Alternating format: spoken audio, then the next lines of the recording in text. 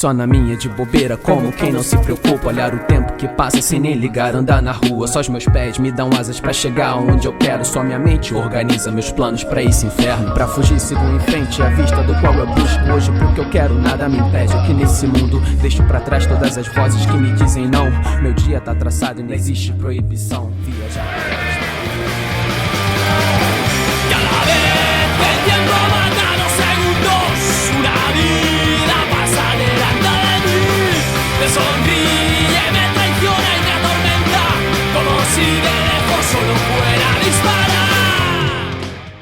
Washing one's hands of the conflict between the powerless and the powerful means always to side with the powerful. Paulo Freire, 1985. Freire was a revolutionary.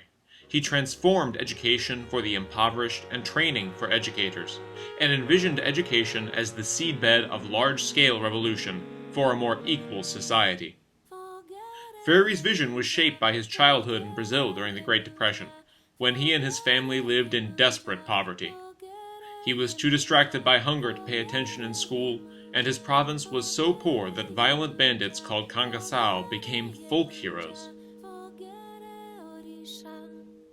He and his family were among the lucky few who struggled back up from the slums. Freire achieved PhDs in law and in philosophy, and was set to become one of Brazil's governing elite early in his life. Tortured by his conscience, however, he found himself teaching instead, and there met his wife. They devoted their lives together to education among the peasants, bringing literacy, numeracy, self-confidence, and access to poor farmers and to their children.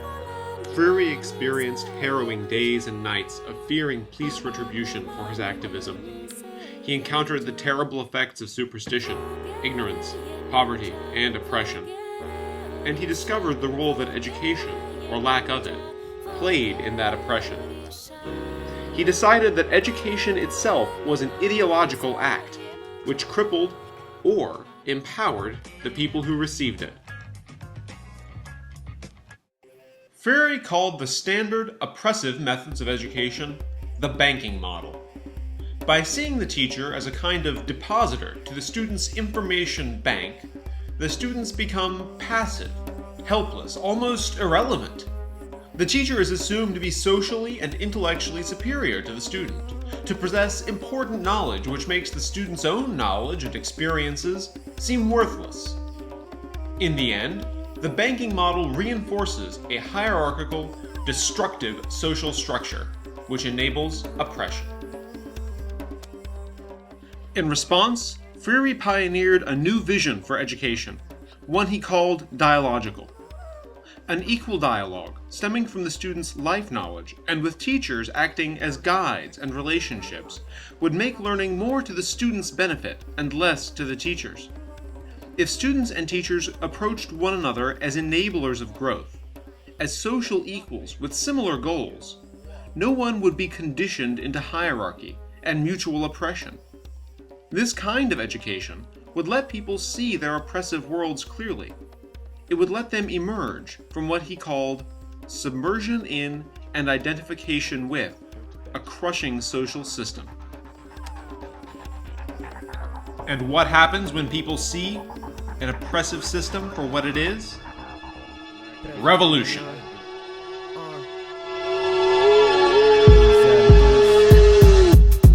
Pronto pro combate nesse dia previsível. Meus planos feitos antes do momento decisivo. And revolution is ultimately what Freire wanted, believed was necessary. The oppression of the Third World and the self-destructive privilege of the First would collapse before a generation whose very model of education would teach them respect, dignity, and community. He called the final step of dialogical education in any subject conscientization. Its transformation from a subject of passive learning to a subject of conscious change. He believed that when education embraced his model, students would begin to apply their realizations and their education in a positive and effective way to changing the world around them to be more in line with their moral conscience. Freire pioneered many specific techniques we understand today that were resoundingly successful. The idea of a reading circle, the coded teaching tool, the model of praxis. But he wasn't just trying to change how we taught the poor, or the underprivileged, or reading. He was trying to change the circumstances of inward and outward oppression using education as the tool. That's why Freire called education a task for radicals, and not just any profession. As he wrote in The Pedagogy of the Oppressed, in dialogical education, the experience of education becomes the practice of freedom.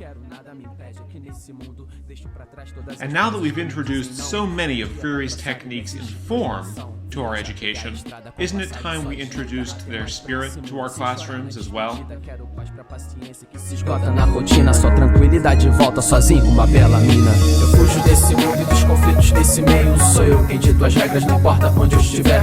Dragões contra minha paz, faço tudo só com o que tenho. O selva não me consome, hoje eu posso o que eu quiser. Eu fujo desse mundo e dos conflitos desse meio. Sou eu quem dito as regras, não importa onde eu estiver. Dragões contra minha paz, faço tudo só com o que tenho. O selva não me consome, hoje eu posso